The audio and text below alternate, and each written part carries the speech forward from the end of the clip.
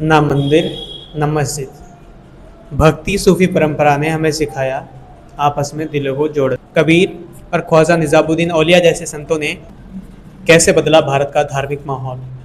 इस चैप्टर में हम जानेंगे भक्ति सूफी परंपरा के सभी इंपॉर्टेंट टॉपिक्स को और उनको बहुत ही आसान भाषा में समझने की कोशिश करेंगे। हाय, मेरा नाम मुकेश कुमार है। आप ही की तरह एक लर्नर जो कि हर दिन कुछ ना कुछ नया सीखने और सिखाने के लिए प्रयास करता है।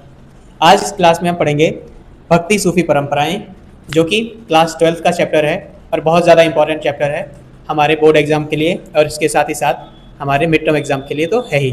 तो आइए जानते हैं बहुत आसान भाषा में सभी टॉपिकों को। धार्मिक विश्वासों और आचरणों की गंगा जमुना बनावट। इस काल की सबसे प्रसिद्ध विशेषता यह रही कि साहित्यिक और मूर्तिकला दोनों में ही अनेक तरह के देवी देवताओं को हम देखेंगे। पूजा प्रणालियों का समन्वय की बात करें तो इतिहासकारों के अनुसार इस विकास के लिए दो प्रक्रियाएं काम करती हैं। एक प्रक्रिया ब्राह्मण विचारधारा के प्रचार की थी। पौराणिक ग्रंथ की रचना, संकलन और परीक्षण द्वारा हुआ। यह ग्रंथ सरल सांस्कृतिक छंदों में थे।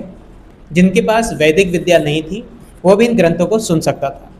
जैसे कि प्राचीन काल में स्त्री एवं शूद्रों को ग्रंथों को पढ़ने एवं सुनने की इजाज़त नहीं थी, लेकिन विचारधाराएं बदलती गई और उनको जिनके पास वैदिक विद्या नहीं थी वो भी इनको सुन सकते थे, जैसे कि स्त्री और शूद्र। दूसरी प्रक्रिया थी स्त्री, शूद्र व अन्य सामाजिक वर्गों की अवस्थाओं और व्यवहारों को ब्राह्मणों द्वारा स्वीकार किया जाना और उसे एक न्याय रूप प्रदान करना। समाजशास्त्रियों का मानना है कि अनेक धार्मिक विचारधाराएं और पद्धतियां जो थी उनमें महान और लघु परंपराओं के बीच में टकराव होता था, जिसकी वजह से धार्मिक और आधुनिक विचारधाराएं बनी हैं। अब आप लोग सोच रहे होंगे कि ये महान और लघु परंपराएं क्या हैं, तो मैं बता देता हूँ। एक समाजशास्त्री थे जिनका नाम था रॉबर्ट रेडफील्ड। एक बार इन्होंने देखा कि किसान उन कर्मकांडों और पद्धतियों का पालन कर रहे हैं जो राजा और पुरोहित द्वारा किया जाता है। जैसे कि राजा और पुरोहित यज्ञ करते थे, दान देते थे, दान लेते थे, ऐसे कई सारे कार्य करते थे, जिसको देखकर किसान वर्ग वह भी इन कर्मकांडों को करने लगा और इसी को कहा गया महान परंपरा। महान परंपराओं को और अगर ध्यान से देखा जाए, बहुत अच्छे एग्जाम्पल से मैं आपको समझाता हूँ। आज के टाइम पे हर बच्चा चाहता है कि उसके पास आईफोन हो। आईफोन लेने से उसको ऐसा लगता है कि समाज में लोग उसे ज़्यादा तवज्जो देंगे, ज़्यादा इज्जत देंगे, लोगों को लगेगा कि ये लड़का तो अमीर है। तो अपने आप को एक अमीरी कैटेगरी में रखने के लिए लगभग हर बच्चा एक आईफोन लेने की कोशिश कर रहा है। इसी तरह से महान परंपरा भी है। जो राजा महाराजा एवं पुरोहित होते थे, अर्थात जो उच्च तबके के लोग हुआ करते थे प्राचीन काल में, उनकी क्रियाओं को देखकर किसान भी उन क्रियाओं को करने लगते थे तथा इसी को महान परंपरा कहा जाने लगा। उदाहरण के तौर पर अगर देखा जाए तो राजा महाराजा के बीच कई सारी पत्नियां रखने का एक प्रणाली सा चल गया था। तो बहुत सारे राजा महाराजाओं के पास कई पत्नियां होती थीं। तो धीरे धीरे यह प्रचलन समाज में फैलने लगा कि राजा महाराजा के पास तो इतनी सारी पत्नियां हैं, तो इसी तरह से समाज के और जो अमीर लोग थे उन लोगों ने भी दो दो तीन तीन पत्नियां रखना शुरू कर दिया। इसके बाद दास रखने की परंपरा। जब लोगों ने देखा कि राजा महाराजाओं के पास तो इतने सारे दास हैं, दासियां हैं, तो और लोगों ने भी दास और दासियों को रखना शुरू कर दिया, जिससे उनको लगता था कि आसपास के लोग देखेंगे तो उनको लगेगा कि हाँ, इनके पास दास दासियां हैं तो ये अमीर हैं। इसी को कहा गया महान परंपरा। अब बात करते हैं लघु परंपरा की। तो लघु परंपरा कृषक समाज की अपनी कई सारी परंपराएं होती थी जो महान परंपरा से बिल्कुल अलग था। तो किसान समाज की ऐसी कुछ परंपराएं थी जो सिर्फ किसान लोग ही करते थे, अतः उन्हीं को लघु परंपरा कहा जाने लगा। इस अध्याय में हम कुछ देवी देवताओं के बारे में भी पढ़ेंगे, जैसे कि विष्णु, शिव एवं देवी। देवी जो कि स्थानीय पौराणिक परंपराओं के भीतर मुख्य देवताओं की पत्नी के रूप में जानी जाती हैं। उन्हें कई बार लक्ष्मी के रूप में, जो कि विष्णु की पत्नी है, और कभी शिव की पत्नी पार्वती के रूप में दिखाया जाता है। देवी की उपासना अधिकतर सिंदूर से पोते गए पत्थर के रूप में किया जाता है। भेद और संघर्ष। अधिकांश देवी की आराधना तांत्रिक नाम से जाना जाता है। तांत्रिक पूजा पद्धति उपमहाद्वीप के कई भागों में प्रचलित थी। इसके अंतर्गत स्त्री और पुरुष दोनों ही शामिल हो सकते थे, चाहे वह किसी भी वर्ग या वर्ण के होते हों। तांत्रिक पद्धति में आगे चलकर बौद्ध दर्शन को भी प्रभावित किया, परंतु समय बीतने के साथ साथ उसके विश्वास और आचारों को हिंदू के रूप में ग्रहण किया गया। क्या आपने कभी अग्नि, इंद्र एवं सोम देवता का नाम सुना है या कभी इनकी पूजा की है आपने? तो उत्तर होगा कि नहीं। कुछ लोग तो ऐसा होंगे जो कि सोच रहे होंगे कि ये लोग आखिर है कौन। तो समय के साथ देवता भी भिन्न भिन्न होने लगे। जैसे कि पौराणिक देवता हुआ करते थे अग्नि, इंद्र और सोम, वह वैदिक काल में कम महत्वपूर्ण हो गए। आज साहित्य और मूर्ति कला में इन लोगों का बहुत ही कम नाम दिखाई देता है। समय के साथ साथ कभी कभी वैदिक पौराणिक संबंध तनावपूर्ण हो जाते। अन्य परंपराओं जैसे बौद्ध एवं जैन धर्म में भी अक्सर तनावपूर्ण संबंध हो जाते थे और कई बार इनमें द्वंद्व कम भी दिखाई देता था। यही कारण था भक्ति परंपरा के उदय का। भक्तिपूर्ण उपासना भक्त परंपरा से लगभग 1000 वर्ष पहले भक्ति प्रदर्शन में मंदिरों में इष्ट देवता की पूजा करने से उपासकों में प्रेम भावना दिखाई पड़ता था। भक्ति का उच्चारण एवं गीत गाया जाना यह पूजा उपासना का एक अंश हुआ करता था। उपासना की कविताएं प्रारंभिक भक्ति परंपरा। पूजा पाठ के विकास के दौरान बहुत बार संत या कई नेता के रूप में उभरे जिनके आसपास भक्तजनों के पूरे समुदाय का गठन हो गया।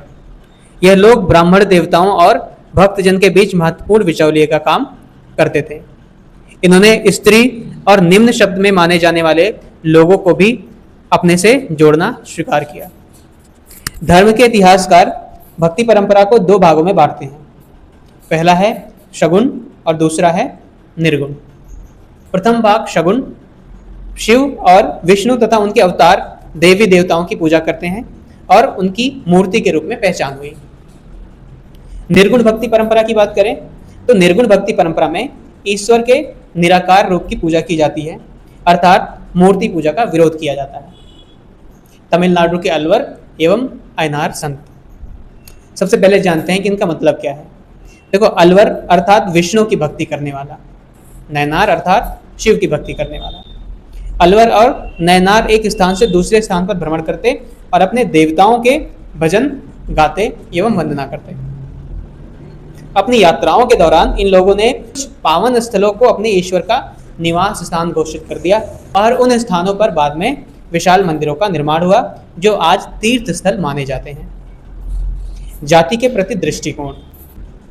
इतिहासकारों का मानना था कि भक्त संत विभिन्न समुदाय के थे, जैसे ब्राह्मण, शिल्पकार, किसान कुछ तो उन जातियों में से थे जिन्हें उस समय अस्पृश्य माना जाता था। अलवर और नयनार संतों ने जाति प्रथा का व ब्राह्मणीय की प्रभुत्ता के विरोध में आवाज उठाई। स्त्री भक्त की बात करें, कुछ स्त्रियों की जीवन पद्धति और उनकी रचनाओं ने पितृसत्तात्मक आदर्श को चुनौती दी। उनमें से एक अंडाल नामक अलवर स्त्री जो कि स्वयं को विष्णु की प्रेयसी अर्थात प्रेमिका मानकर अपनी प्रेम भावना को छंद में व्यक्त करती थी, और दूसरी है करई ककाल। राज्य के साथ संबंध। देखो, धर्म को राज्य के संरक्षण और अनुदान कभी कभी ही हासिल होता था। धार्मिक समुदाय में राजकीय अनुदान को लेकर कई बार प्रतिस्पर्धाएं भी हुई तथा मतभेद भी हुआ। यह स्पष्ट है कि शक्तिशाली चोल साम्राज्य ने ब्राह्मण और भक्त परंपराओं को समर्थन दिया, जिसकी वजह से शिव एवं विष्णु के मंदिरों का निर्माण के लिए भूमि दान में दिया गया। दक्षिण भारत में विशाल शिव मंदिर चोल सम्राटों की मदद से ही बनाए गए और अनेक प्रकार की प्रतिमाओं की स्थापना भी कराई गई।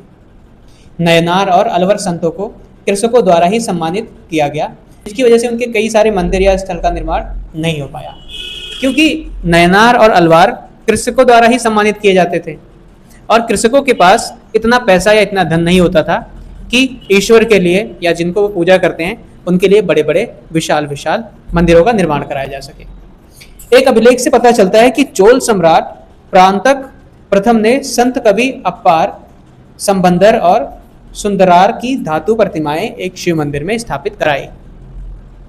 कर्नाटक की वीर शैव परंपरा की बात करें तो 12वीं शताब्दी में कर्नाटक में एक नवीन आंदोलन का उदय हुआ, जिसका नेतृत्व बसवन्ना नामक एक ब्राह्मण ने किया। यह कलचुरी राजा के दरबार में मंत्री थे। उनके अनुयायी वीरशैव लिंगायत कहलाए। शिव की आराधना लिंग के रूप में करते हैं। इस समुदाय के पुरुष वाम स्कंद पर चांदी के पिटारे में एक लघु लिंग को धारण करते हैं। लिंगायतों का मानना है कि मृत्यु के बाद भक्त शिव में लीन हो जाता है तथा संसार में दोबारा नहीं लौटता। इन्होंने जाति की अवधारणा और कुछ समुदाय के दूषित होने की ब्राह्मणीय अवधारणाओं का विरोध किया और पुनर्जन्म के सिद्धांत पर भी प्रश्न उठाया। दुशाले के नए ताने बाने इस्लामिक परंपराएं। भारतीय उपमहाद्वीप अन्य क्षेत्र से भी सदियों से संपर्क में रहा।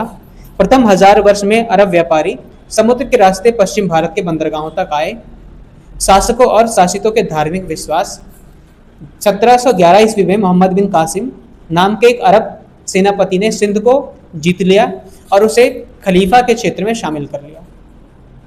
बाद में तुर्क और अफगानों ने दिल्ली सल्तनत की नींव रखी और समय के साथ दक्कन तथा अन्य भागों पर भी सल्तनत की सीमा का प्रसार हुआ। 16वीं शताब्दी में मुगल सल्तनत की स्थापना हुई। अन्य राज्यों में भी इस्लाम धर्म को मानने वाले उपस्थित थे। शरिया कानून।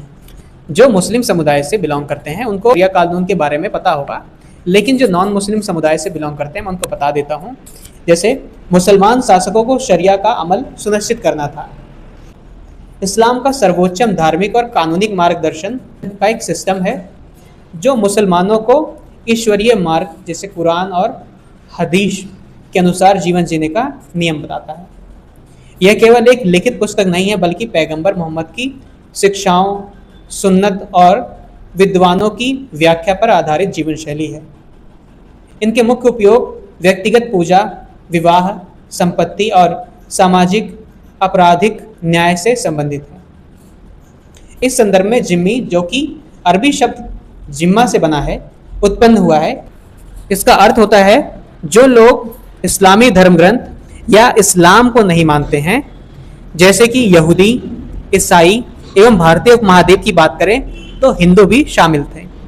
उसके अंतर्गत जजिया नामक कर चुकाना पड़ता था, जिसके बाद मुसलमान शासकों द्वारा संरक्षण दिए जाने के अधिकारी हो जाते थे। जजिया कर मध्यकालीन भारत में मुस्लिम शासकों द्वारा गैर मुसलमान प्रजा जैसे कि यहूदी, ईसाई, हिंदू, बौद्ध, जैन आदि से सुरक्षा और इस्लाम के अंतर्गत संरक्षित स्थिति के बदले वसूला जाने वाला एक अनिवार्य व धार्मिक व्यक्तिगत कर था या टैक्स था। इसे प्राय पुरुषों से लिया जाता था, जबकि महिलाओं, बच्चों और बुजुर्गों को अक्सर छूट प्राप्त थी। लोक प्रचलन में इस्लाम के आने के बाद जो परिवर्तन हुए वह सिर्फ शासक वर्ग तक ही सीमित नहीं था, बल्कि पूरे उपमहाद्वीप के दूर दराज तक विभिन्न सामाजिक समुदाय जैसे किसान, शिल्प, योद्धा, व्यापारी, इन सभी के बीच में परिवर्तन हुआ। पहले जिन्होंने इस्लाम धर्म कबूल किया उन्होंने वैधानिक रूप से 5 मुख्य बातें मानी, जैसे अल्लाह एकमात्र ईश्वर है, पैगंबर मोहम्मद उनके दूत हैं, दिन में 5 बार नमाज पढ़ी जानी चाहिए, खैरात या जक़ात बांटनी चाहिए, रमज़ान के महीने में रोज़ा रखना चाहिए और हज के लिए मक्का जाना चाहिए। समुदायों के नाम। एक अधिकतर हिंदू और मुसलमान जैसे शब्दों को धार्मिक समुदायों का पहचानने वाला शब्द मान लेते हैं, लेकिन सच तो यह है कि इन शब्दों का बहुत समय पहले कोई प्रयोग होता ही नहीं था। इतिहासकारों ने संस्कृत ग्रंथों और अभिलेखों का अध्ययन किया और इस तथ्य को उजागर किया कि क्या पहले भी हिंदू और मुसलमान जैसे शब्दों का प्रयोग किया जाता था। इसके बिल्कुल उल्टा पाया गया। लोगों का वर्गीकरण उनके जन्म स्थान के आधार पर किया जाता था, ना कि उनके धर्म के आधार पर। जैसे तुर्की से आए हुए मुसलमान को तुरुष्क और कजाकिस्तान से आए हुए लोगों को ताजिक, पारस के लोगों को पारसिक, तुर्क और अफगानों को शक, ग्रीक के लोगों को यवन कहा जाता था। कुछ समुदायों को मलेच्छ कहा जाता था, जो कि ऐसी भाषा बोलते थे जो संस्कृत से नहीं उपजी है, अर्थात जो संस्कृत से नहीं बनी है। हालांकि प्राचीन काल में जो शब्दों का प्रयोग किया जाता था किसी के बारे में बताने के लिए, उस शब्दों में हीन भावना नहीं होती थी किसी प्रकार की कि अरे तू तो हिंदू है, अरे तू तो मुस्लिम है, अरे तू तो दलित है। तो इस तरह से जो हीन भावना लोगों के अंदर आज भरी पड़ी हुई है या इससे पहले भी भरी पड़ी हुई थी, वो हीन भावना प्राचीन काल में नहीं हुआ करती थी। सूफी मत का विकास। खिलाफत की बढ़ती विशेष शक्ति के विरुद्ध कुछ आध्यात्मिक लोगों का रहस्यवाद और पैगंबर की ओर झुकाव बढ़ा, जिन्हें सूफी कहा जाने लगा। उन्होंने धर्माचार्य द्वारा दी गई कुरान और सुन्नत की बौद्धिक व्याख्या की आलोचना की। इसके विपरीत इन्होंने मुक्ति की प्राप्ति के लिए ईश्वर की भक्ति और उनके आदेशों का पालन पर बल दिया।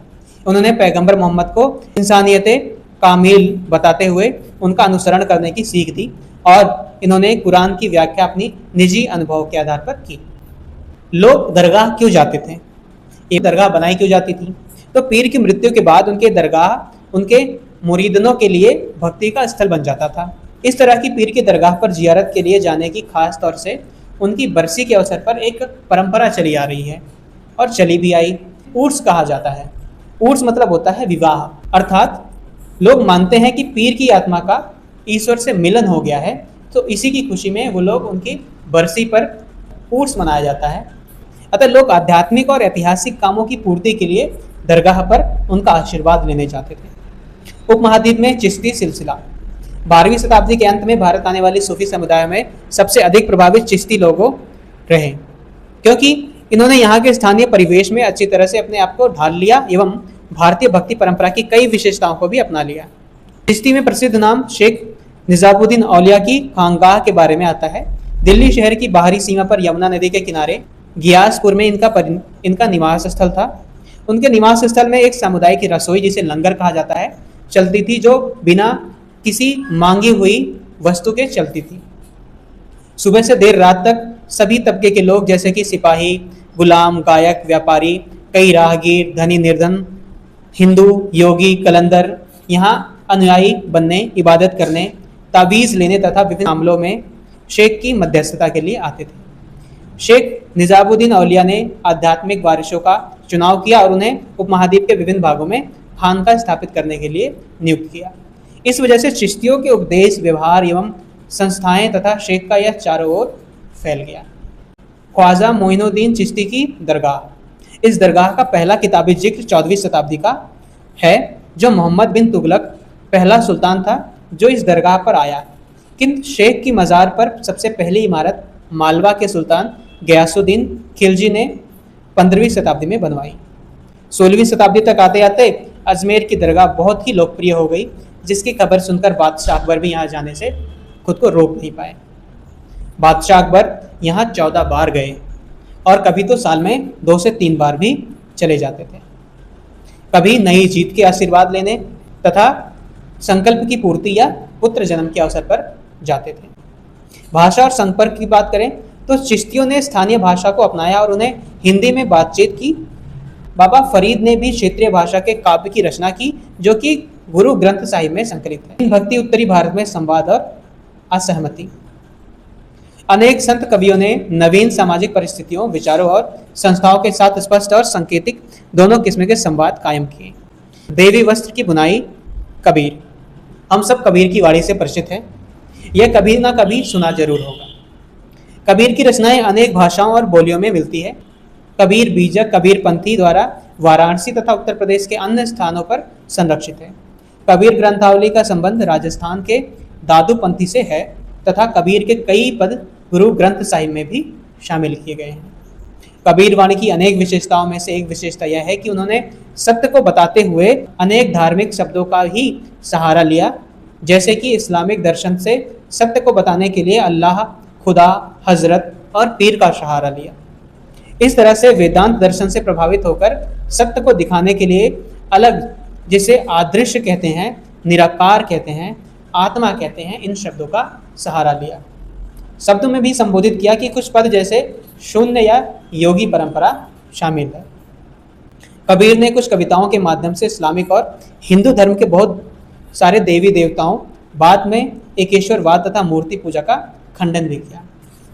जैसे कि कबीर लिखते हैं, पाहन पूजे हरि मिले तो मैं पूजू पहाड़, ताते या चकिया भली पीस खाए संसार। कबीर इस लेख के माध्यम से कहना चाहते हैं कि अगर पत्थर पूजने से हरि या मतलब विष्णु भगवान मिल जाते हैं तो मैं पूरा पहाड़ ही पूज लूं, और अगर नहीं मिलते हैं तो इससे अच्छा तो एक पत्थर की बनी हुई चक्की है जिसका लोग प्रयोग करके अपने गेहूं, अनाज, इन सभी को पीस कर खा सकते हैं। ये तो रहा हिंदू के बारे में। मुस्लिम के बारे में कहते हैं, कंकर पाथर जोड़ के मस्जिद लियो बनाए, ताचड़ी मुल्ला बाग दे क्या बहरा हुआ खुदाए। अर्थात कि आपने पत्थर ईंट जोड़कर इतनी बड़ी मस्जिद बना लिया है और उसके ऊपर कोई एक व्यक्ति जोर जोर से चिल्लाकर अल्लाह को या भगवान को या ईश्वर को आवाज़ देता है, पुकारता है। क्या अल्लाह इतना बहरा हो गया है कि उसे आप लोगों के मन की आवाज़ या धीरे से बोले जाने की आवाज़ नहीं सुनाई देती? तो इन सभी कविताओं के माध्यम से कबीर ने इस्लामिक और हिंदू धर्म के आडंबरों पर प्रश्न उठाए हैं। कबीर के जन्म को लेकर हिंदू एवं मुसलमान के बीच विवाद है। ऐसा माना जाता है कि जन्म हिंदू परिवार में हुआ, परंतु पालन पोषण उनका मुस्लिम परिवार में हुआ। बाबा गुरु नानक और उनके पवित्र शब्द। बाबा गुरु नानक का जन्म एक हिंदू व्यापारी परिवार में हुआ था। इनका जन्म स्थल रावी नदी के किनारे स्थित था। उन्होंने फारसी पढ़ी और लेखाकार के कार्य का प्रशिक्षण भी प्राप्त किया। वे अपना अधिक समय सूफी और भक्ति संतों के बीच गुजारते थे तथा दूर दराज की यात्राएं भी करते थे। बाबा गुरु नानक देव ने निर्गुण भक्ति का प्रचार किया। उन्होंने धर्म के बाहरी आडंबरों को अविश्वास किया एवं जैसे यज्ञ अनुष्ठान, मूर्ति पूजा व कठोर तप, उनके अनुसार परम पूर्ण रब का कोई लिंग या कोई प्रकार नहीं होता, कोई रूप नहीं होता।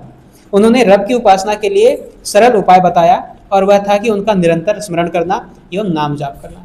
उन्होंने विचार पंजाबी भाषा में शब्द के माध्यम से सामने रखा। पांचवें गुरु अर्जन देव जी ने बाबा गुरु नानक देव तथा उनके 4 उत्तराधिकारियों बाबा कबीर, रविदास और कबीर की वाणियों को ग्रंथ साहिब में संकलित किया। इनको गुरुवाणी कहा जाता है। 10वें गुरु श्री गुरु गोविंद सिंह जी ने 9वें गुरु तेग बहादुर जी की रचनाओं को इनमें शामिल किया और इस ग्रंथ को गुरु ग्रंथ साहिब कहा गया। गुरु गोविंद सिंह जी ने खालसा पंथ की नींव डाली और उनके 5 प्रतीकों का वर्णन किया। बिना कटे केश, कृपाण, कच्छ, कंघा, लोहे का कड़ा। मीराबाई की बात करें तो भक्ति परंपरा की सबसे प्रसिद्ध काव्य मीराबाई मारवाड़ के मेड़ता जिले की एक राजपूत राजकुमारी थी, जिनका विवाह उनके इच्छा के विरुद्ध मेवाड़ के सिसोदिया कुल में करा दिया गया था। उन्होंने कृष्णा को अपना पति स्वीकार किया। उन्हें उनके ससुराल में कई यातनाएं दी गई, जैसे कि उनके खाने में जहर मिला देना एवं इस तरह से कई और यातनाएं। मीराबाई ने जातिवादी समाज की रूढ़ियों को तोड़कर और राजभवन से निकलकर उन्होंने गुरु रैदास को अपना गुरु बनाया, जो कि चमड़े का कार्य करते थे। मीरा ने अपने मन के भाव को व्यक्त करते हुए अनेक गीतों और भजन की रचना की। तो दोस्तों, ये तो रहा चैप्टर। आई होप आपको समझ में आया होगा। मैं ये PDF डिस्क्रिप्शन में पिन कर दूंगा, आप वहाँ से डाउनलोड कर सकते हैं। और अगर आपने चैनल को सब्सक्राइब नहीं किया है तो चैनल को सब्सक्राइब कर लीजिए ऐसे वीडियोज़ के लिए।